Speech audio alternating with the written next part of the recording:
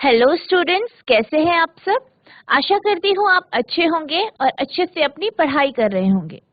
मैं मोनिका रावत आपका स्वागत करती हूँ आईसीटी वर्चुअल क्लासरूम देहरादून में। बच्चों, जैसे कि आप जानते हैं, आज हम क्लास 12th का जो आपका सब्जेक्ट है फिजिक्स, उसका जो चैप्टर है ऑल्टरनेटिंग करंट, वो कंटिन्यू करेंगे। तो अब हम चलते हैं अपने स्मार्ट बोर्ड की तरफ। तो बच्चों, आज हम पावर इन एसी सर्किट यानी एसी परिपथों में शक्ति, इस कॉन्सेप्ट को पढ़ेंगे। फिर हम शक्ति गुणांक यानी द पावर फैक्टर को हम समझेंगे कि पावर फैक्टर होता क्या है। तो जैसे कि हमने लास्ट जो लेक्चर्स थे उनमें हमने समझा था, सबसे पहले हमने ये पढ़ा था कि एक एसी सर्किट है जिसमें आपका रेजिस्टर लगा है। क्या लगा है? रेजिस्टर। एक ऐसा एसी सर्किट जिसमें सिर्फ एक रेजिस्टर यानी प्रतिरोध लगा।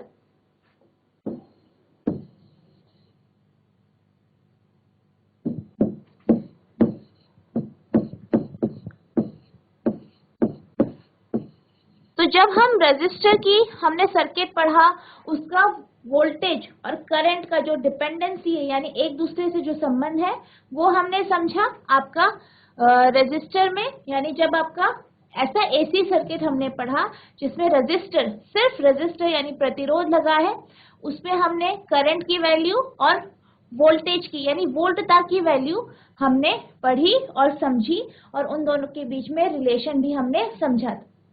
दूसरे तरीके का सर्किट जो हमारा था वो आपका ऐसा सर्किट था जिसमें इंडक्टर लगा है, ठीक है, यानी प्रेरक लगा है, ठीक है, जिसमें क्या लगा है? प्रेरक लगा है। हमने ऐसे सर्किट के बारे में पढ़ा था, ऐसे एसी सर्किट के बारे में पढ़ा था, और फिर हमने उसमें वोल्टेज यानी वोल्टता की वैल्यू फाइंड करी थी कि वोल्टता कितनी होती है, इसमें करंट कितना होता है, और इन दोनों के बीच का जो फेज डिफरेंस है, ठीक है, जो रिलेशन है, वो भी हमने समझा। तीसरे तरीके का जो हमने सर्किट पढ़ा था वो आपका क्या था? ऐसा सर्किट जिसमें कैपेसिटर लगा है। ऐसा सर्किट जिसमें कैपेसिटर लगा। तो हमने ऐसे सर्किट के बारे में पढ़ा था, हमने ऐसे सर्किट के बारे में पढ़ा था जिसमें कैपेसिटर लगा है। हमने उसमें करंट यानी आपका विद्युत धारा और वोल्टेज यानी जो उसकी वोल्टता है, ठीक है, उसके बारे में समझा था कि वो कितनी होती है, और हमने ये भी पढ़ा था कि उन दोनों के बीच में रिलेशन क्या होता है, उनके बीच में फेज डिफरेंस कितना होता है, हमने ये समझा। चौथे तरीके का जो आपका एसी सर्किट है, ठीक है, वो आपका कौन सा है? आरएलसी सर्किट, यानी ऐसा सर्किट जिसमें आपका रेजिस्टर भी लगा है, इंडक्टर भी लगा है और कैपेसिटर भी लगा है। यानी ऐसा एसी सर्किट जिसमें आर यानी रेजिस्टर, आई इंडक्टर और आपका सी कैपेसिटर, आर यानी आपका रेजिस्टर, एल आपका इंडक्टर और सी कैपेसिटर, तीनों लगे हैं। ऐसे जो आपका एसी सर्किट है उसके बारे में हमने पढ़ा था। उसमें से जो आपकी करंट फ्लो होती है यानी जो आपकी धारा है, ठीक है, धारा है, उसके बारे में पढ़ा था कि आपकी इसमें इस सर्किट में धारा कितनी प्रवाहित होती है। फिर हमने करंट के बाद पढ़ा था हमने वोल्टेज के बारे में यानी वोल्टता के बारे में कि कितनी वोल्टेज ऐसे सर्किट से फ्लो करती है। फिर उसके बाद हमने पढ़ा था, क्या पढ़ा था आपने? कि इन दोनों के बीच में रिलेशन क्या है। और फिर उसके बाद हमने आरएलसी सर्किट में रेजोनेंस की कंडीशन पढ़ी थी। अब हम जो पढ़ने जा रहे हैं वो इन चारों सर्किट में जो आपका पावर है, ठीक है, यानी जो आपकी शक्ति है वो कितनी होगी, इसको हम पढ़ेंगे, इसका डेरिवेशन करेंगे, इसको समझेंगे और आगे के क्वेश्चंस करेंगे। तो सबसे पहले हम रेजिस्टर के बारे में पढ़ते हैं, यानी ऐसे सर्किट के बारे में पढ़ते हैं, ऐसे एसी सर्किट के बारे में पढ़ते हैं जिसमें आपका रेजिस्टर लगा है। तो जैसे कि आपने लास्ट लेक्चर्स में पढ़ा है, जब हम ऐसे सर्किट के बारे में पढ़ रहे थे जिसमें रेजिस्टेंस यानी प्रतिरोध लगा है, ऐसे सर्किट के बारे में पढ़ रहे थे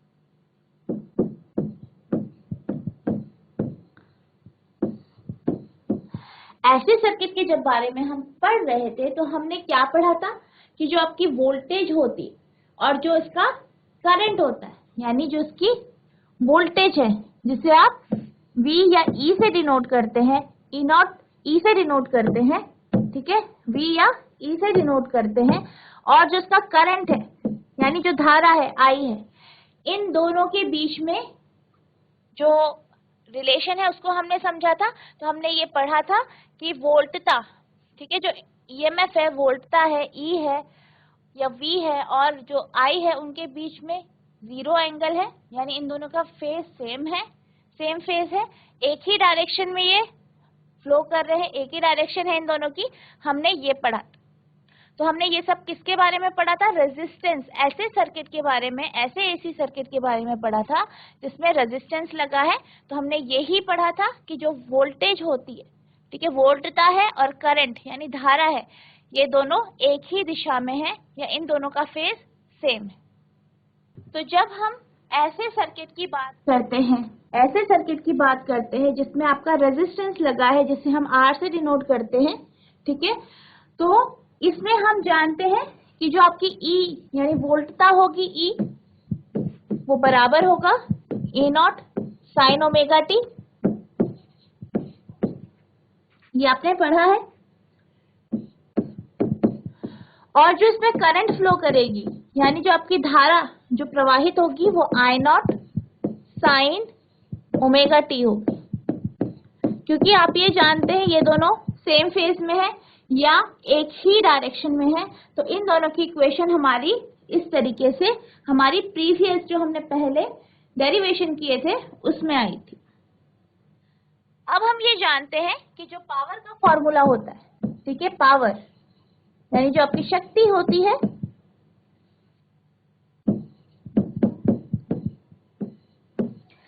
ये बराबर होती है E इंटू आई, ठीक है, ये बराबर होती है आपकी E इंटू आई के। तो आप जानते हैं E की वैल्यू कितनी है यहाँ पे, E not sine omega T, और I की वैल्यू कितनी है, I की वैल्यू आप जानते हैं I not sine omega T, ठीक है, हम ये जानते हैं E की value E not sine omega T है और I की value I not sine omega T. तो हमारे पास जो पावर आ जाएगी वो आएगी E naught I not sine square omega T, यानी जो हमारे पास पावर आएगा यानी इंस्टेंटेनियस पावर, यानी जो इंस्टेंटेनियस पावर आएगी वो आपकी कुछ इस तरीके से आएगी। ये किसकी वैल्यू है, आपकी इंस्टेंटेनियस पावर की।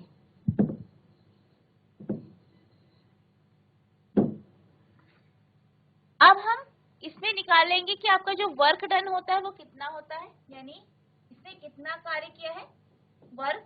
तो जो आपका टोटल वर्क है, ठीक है, टोटल जो वर्क है वो बराबर होगा आपका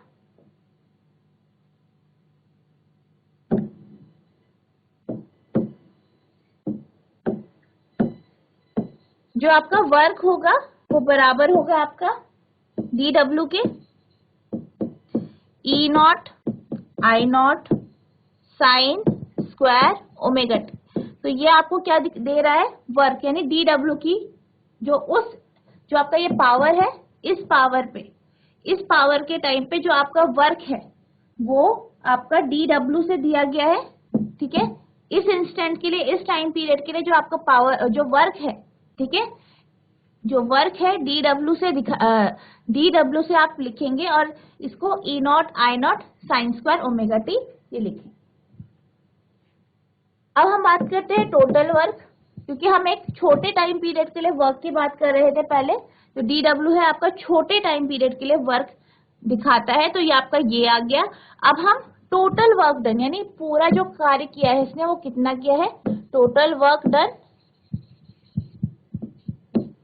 तो जो आपका टोटल वर्क डन है वो dw, आप इसे इंटीग्रेट कर देंगे, यानी आपका जो w आएगा वो बराबर आएगा इंटीग्रेशन 0 से t ये आपकी लिमिट हो गई, E naught I naught sine square omega T D T. तो ये आपका क्या आ गया, वर्क आ गया। ठीक है, आपका वर्क कितना है इस तरीके से। अब आप जानते हैं ए नॉट आई नॉट जो है वो मैक्सिमम वैल्यू है, इनको हम बाहर निकाल देंगे तो आपके पास अंदर बचेगा integration 0 to T sine square omega T D T. तो ये आपके पास कुछ इस तरीके से आएगा। अब हम ये जानते हैं, हमने ये पढ़ा है कि आपका जो cos 2 थीटा होता है वो बराबर होता है 1 माइनस 2 साइन स्क्वायर थीटा के। अगर हम इससे साइन स्क्वायर थीटा की वैल्यू निकाल दें, साइन स्क्वायर थीटा की जब हम वैल्यू निकाल दें तो 1 माइनस कॉस 2 थीटा अपॉन 2, ये आपके पास साइन स्क्वायर थीटा की वैल्यू आ गई।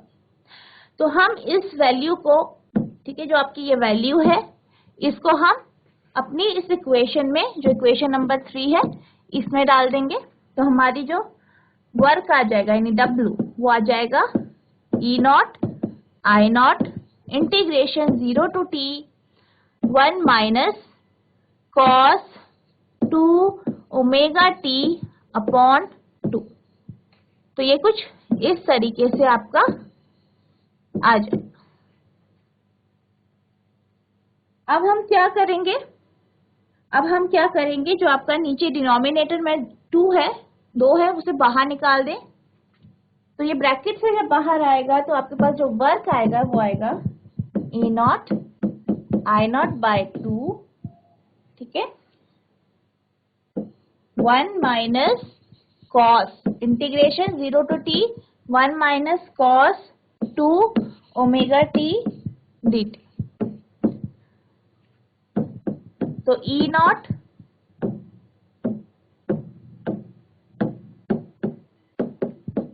आई naught by 2 0 to t D t minus E naught I naught by 2 0 to t cos 2 omega T D T. तो ये इस तरीके से आप अब इन्हें सेपरेट कर देंगे और अब हम क्या करेंगे, इन्हें इंटीग्रेट कर, यानी ई नॉट आई नॉट बाय 2। तो ये जो आपकी वैल्यू है आप जानते हैं 0 से t dt, तो आपके पास जब आप इंटीग्रेट करेंगे तो आपके पास t आएगा स्मॉल t, और जब आप लिमिट लगाएंगे तो ये आपके पास कैपिटल T यहाँ पे आ जाएगा, माइनस यहाँ पे आपका ई नॉट आई नॉट बाय 2। अब हम जब इसे इंटीग्रेट करेंगे, ठीक है, जब हम इसे इंटीग्रेट करेंगे तो आप जानते हैं कि जब हम इसे इंटीग्रेट करेंगे तो ये आपका 2 ओमेगा साइन ओमेगा टी आएगा, ठीक है।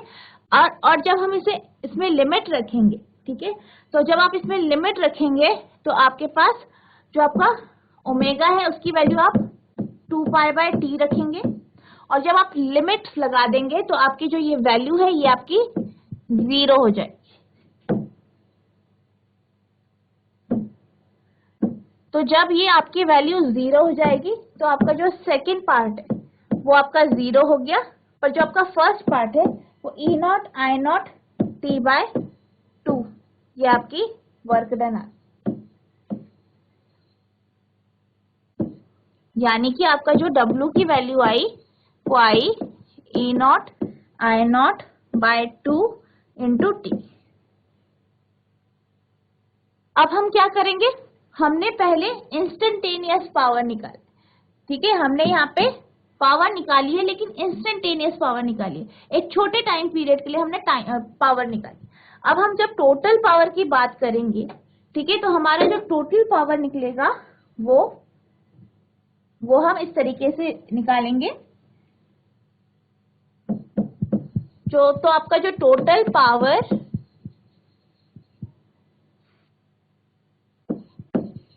फॉर अ कंप्लीट साइकिल, यानी पूरे चक्र के लिए जो आपकी,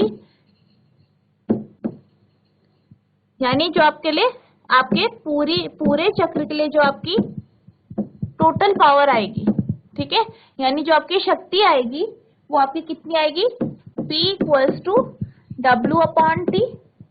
तो हमने अभी निकाला W की वैल्यू E0 T/2, और आप ये जानते हैं W की वैल्यू आपकी ये आई और ये डिवाइड होगा T से, यानी 1/T, तो ये कैंसिल हो जाएगा। तो आपके पास E0 I0/2 यानी E0/√2 I0/√2। तो आपके पास पावर की वैल्यू ये आ जाएगी। अब आप जानते हैं E0/2 I0/2 ये क्या होती है, RMS वैल्यूज है, यानी E0/2 जो होती है वो आपकी E यानी जो आपका EMF है या वोल्टेज है या वोल्टता है उसकी क्या है, ये RMS वैल्यू है, इसे हम EV से डिनोट करते हैं। और जो I0 है इसे हम IV से डिनोट करते हैं, क्योंकि ये करंट की RMS वैल्यू, यानी जो आपकी पावर की वैल्यू आई एक ऐसे सर्किट के लिए, एक ऐसे AC सर्किट के लिए जिसमें रेजिस्टेंस लगा है यानी प्रतिरोध लगा है, उसके लिए पावर की वैल्यू EV IV है।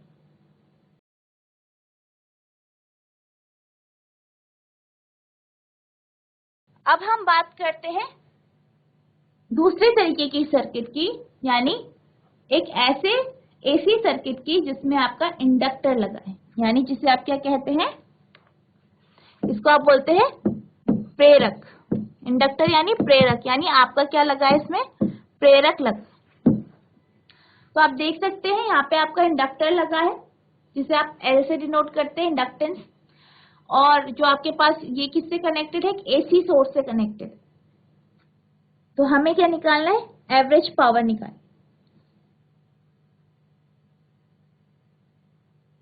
तो हम ये जानते हैं कि किसी बाहरी सोर्स, यानी जैसे कि आपका यहाँ AC सोर्स है, इसमें अगर हमें क्या करना है, करंट बनानी है जीरो से, मतलब जो करंट है उसकी वैल्यू जीरो से I0 तक करनी है, ठीक है। तो इसके लिए जो आपका इंडक्टर है उसके लिए उसका जो वर्क का फॉर्मूला होगा, वो ये होगा, work done by external source for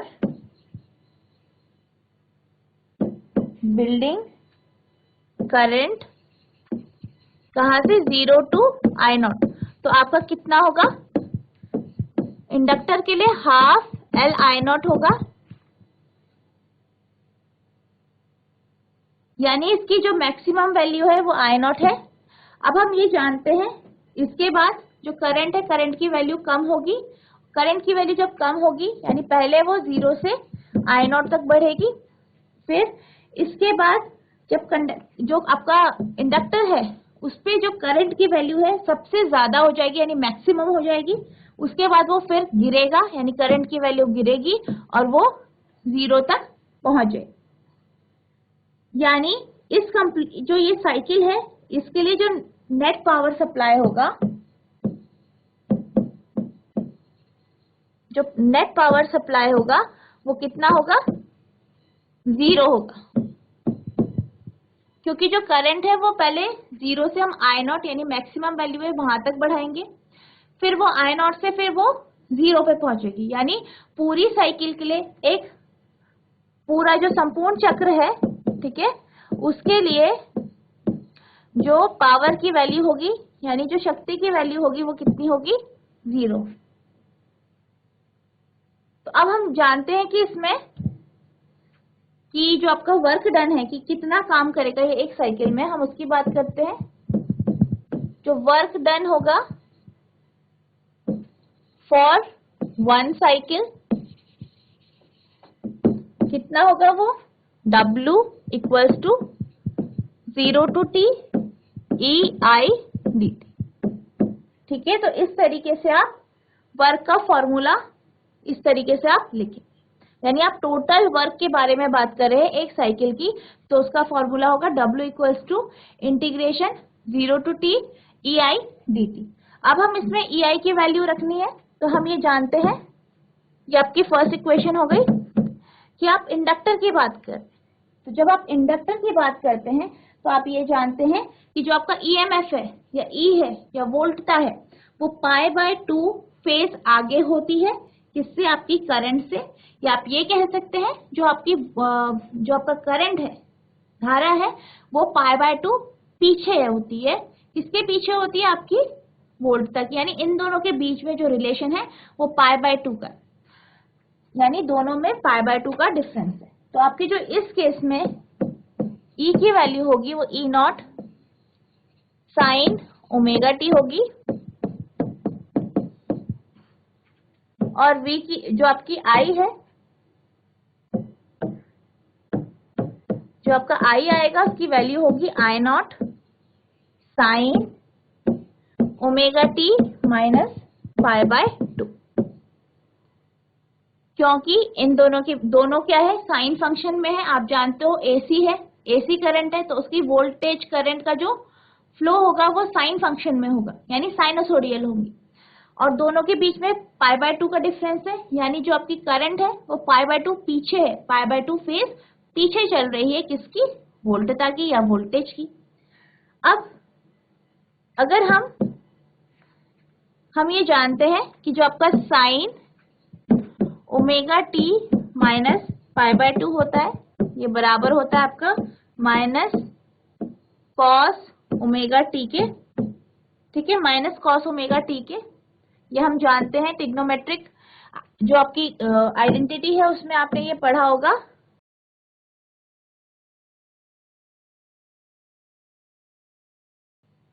तो हम इस वैल्यू को यहां रख देंगे, तो I की वैल्यू आ जाएगी I0 cos ωt।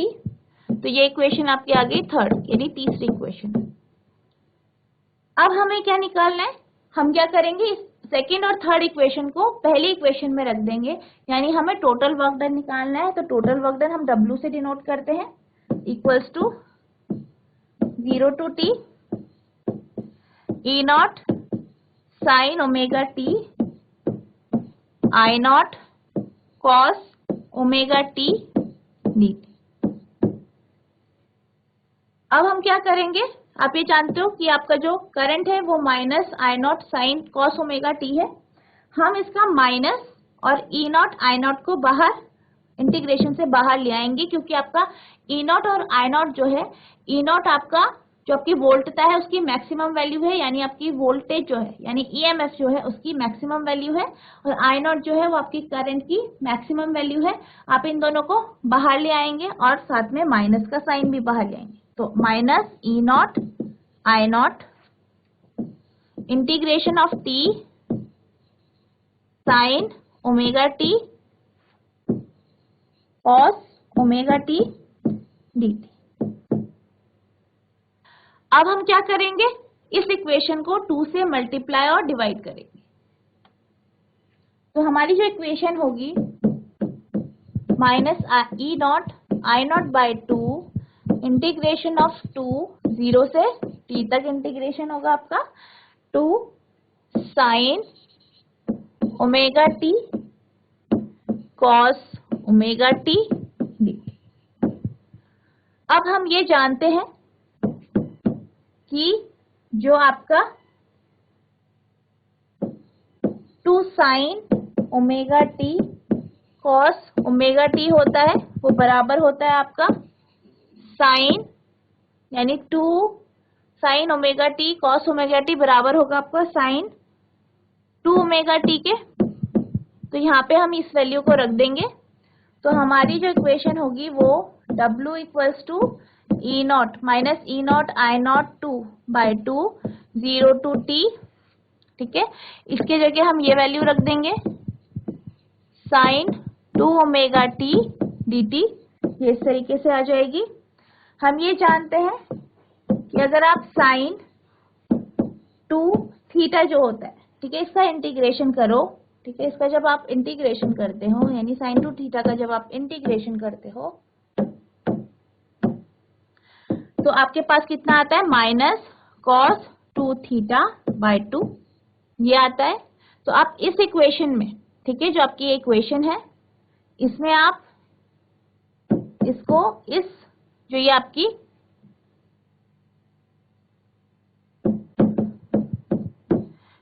ये फॉर्मूला है, ये जो आइडेंटिटी है इसे पुट कर देंगे फोर्थ इक्वेशन में, तो हमारे पास जो आंसर आएगा वो आएगा W equals to minus E naught I naught minus cos 2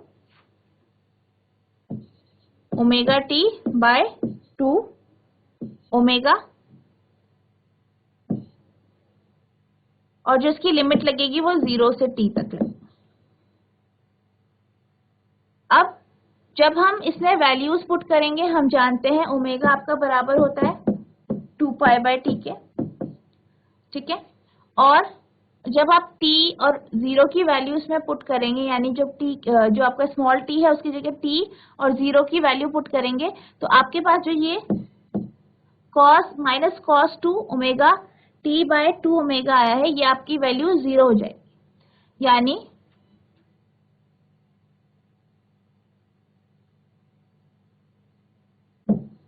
W equals to minus E naught I naught by 2, और जो इसे मल्टीप्लाई होगा वो पूरा 0 हो जाएगा, यानी जो आपके पास वर्क डन आएगा, यानी जो कंप्लीट साइकिल के लिए वर्क डन आएगा वो 0 आएगा।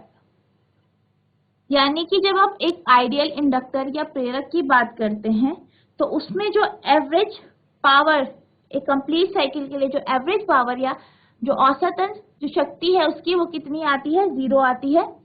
तो जो आपका P है पावर, वो W अपॉन T होता है, यानी W आपका 0 आ गया तो आपके पास पावर T भी 0 आ जाएगा। तो हम ये कह सकते हैं कि जो आपका एवरेज पावर है, आपका वर्क डन भी 0 है, और जो आपका एवरेज पावर है या जो एवरेज पावर जो आया है कंप्लीट साइकिल के लिए इंडक्टर के केस में वो भी 0 आया। तो जो आपके पास आपने यहाँ देखा कि जो आपका पावर 0 आया है और वर्क भी 0 आया, तो यानी कि ऐसी करंट फ्लो होगी जो आपका पावर क्या हो जाएगा, 0 हो जाएगा। तो इस तरीके की जो करंट होती है उसे हम क्या कहते हैं, वॉटलेस करंट। उसे क्या कहते हैं हम, वॉटलेस करंट कहते हैं। अब हम बात करते हैं कैपेसिटिव जो आपका सर्किट होता है, यानी ऐसा सर्किट जिसमें कैपेसिटर लगा है, ऐसे एसी सर्किट की बात करते हैं। जैसे कि आप देख सकते हैं यहाँ पे आपका कैपेसिटर लगा है एक, ठीक है, जिसे आपने सी से दिखाया है, और ये वायर से कनेक्टेड है, किससे, एसी सोर्स से।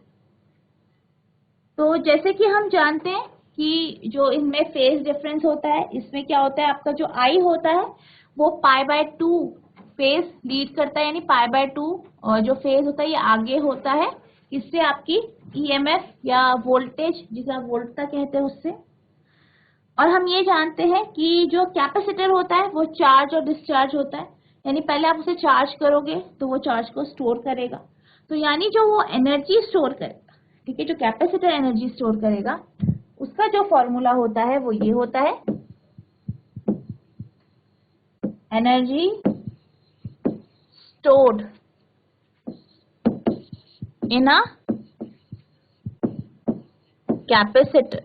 तो आपका जो एनर्जी स्टोर होती है कैपेसिटर में, उसका फॉर्मूला होता है E बराबर half C V naught square. तो आप जानते हैं ये इसका फॉर्मूला होता है। अब हम ये जानते हैं कि ये कैपेसिटर है, और हमने जब सर्किट के बारे में पढ़ा था, ठीक है, जब हमने एसी सर्किट के बारे में पढ़ रहे थे और जब हम ऐसे सर्किट के बारे में पढ़ रहे थे जिसमें कैपेसिटर लगा है, तो हमने क्या फॉर्मूला हमारा निकला था, हमने E की वैल्यू निकाली, तो हमारा फॉर्मूला क्या निकला था, E equals to E naught sine omega T.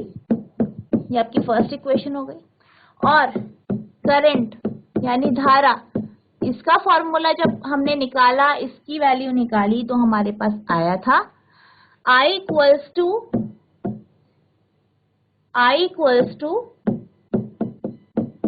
Not sine omega T plus pi by 2। तो ये आपकी दूसरी इक्वेशन हो गई। तो आप देख सकते हो कि हमने ये निकाला था और हम जानते हैं कि इन दोनों के बीच में जो डिफरेंस है वो π/2 का फेज डिफरेंस है, यानी जो आपकी I यानी करंट है वो π/2 आगे है किससे, आपकी EMF यानी E से। अब हम ये जानते हैं कि जो आपका साइन π/2 प्लस थीटा होता है वो बराबर होता है आपके कॉस थीटा के।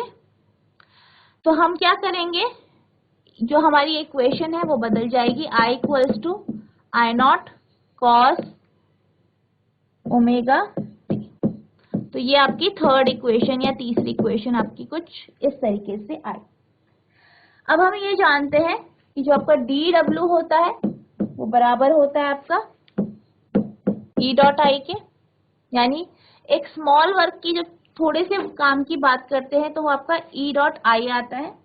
अब हम क्या करेंगे, टोटल वर्क डन की बात करते हैं, तो टोटल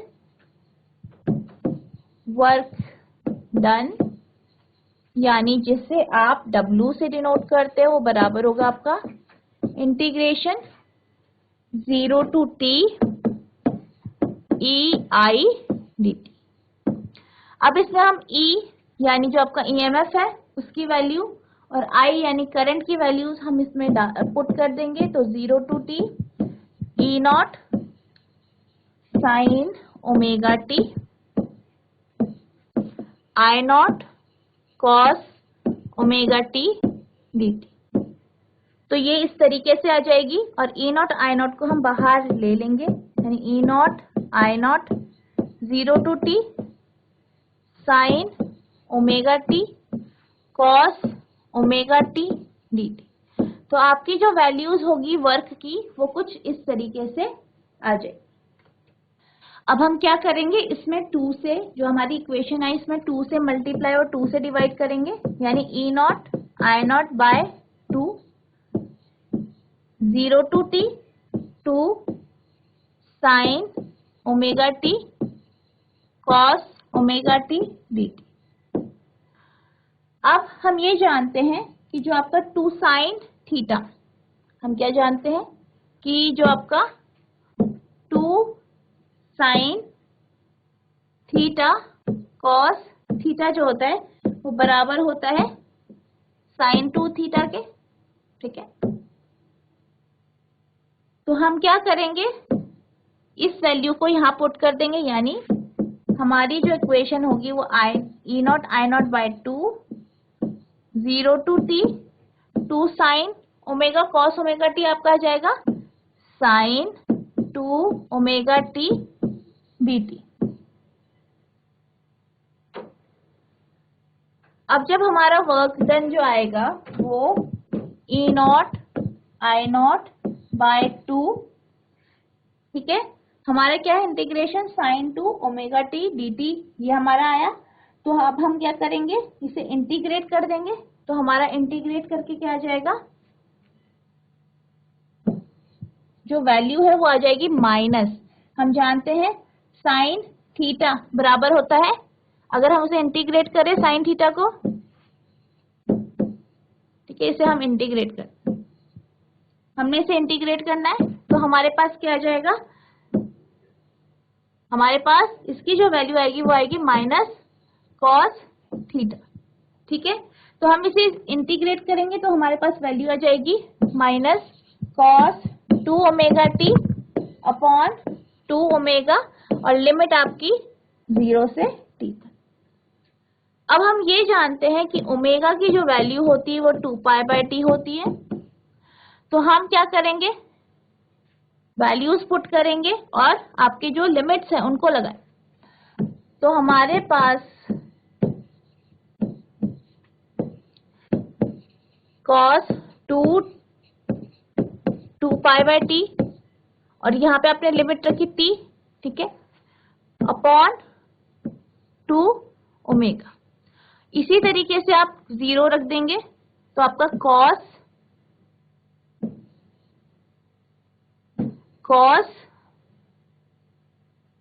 2π/t इंटू आपका t की वैल्यू 0 है, तो ये तो आपका पूरा क्या हो जाएगा 1 हो जाएगा और ये भी आपका 1 आ जाएगा, तो दोनों माइनस हो रहे तो 0 आ जाएगा। ये पूरा जो आपका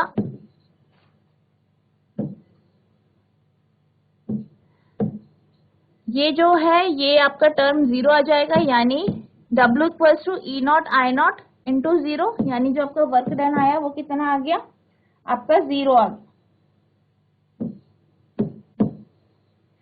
अब हम बात करते हैं पावर की, यानी टोटल पावर की। तो हम ये जानते हैं ये आपका W अपॉन T होता है। तो जब W की वैल्यू 0 आई अपॉन T, तो ये भी आपका 0 आए, यानी जो आपकी पावर आई वो 0 आई।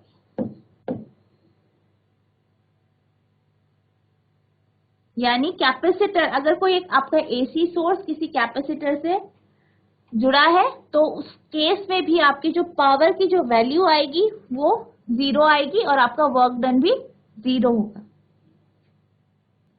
तो बच्चों, मैं आशा करती हूँ जो मैंने आपको आज कॉन्सेप्ट समझाए और जो आपको डेरिवेशन पढ़ाया, जो हमने पावर सप्लाई या टोटल जो पावर हमने कि कितनी शक्ति जो आपका AC सर्किट जो है वो जब आपका इंडक्टर लगा होगा तब, रेजिस्टर लगा होगा तब, और जो आपका कैपेसिटर है वो लगा है तब क्या क्या उसकी पावर्स आएंगी, कितनी उसकी पावर और वर्क डन आएगा, वो किस तरीके से निकलेगा, ये आपने समझा। और आशा करती हूँ आप इसको प्रैक्टिस करेंगे घर में। तो बच्चों, आज के लिए इतना ही, मिलते हैं आप नेक्स्ट सेशन में। तब तक के लिए thank you and have a nice day.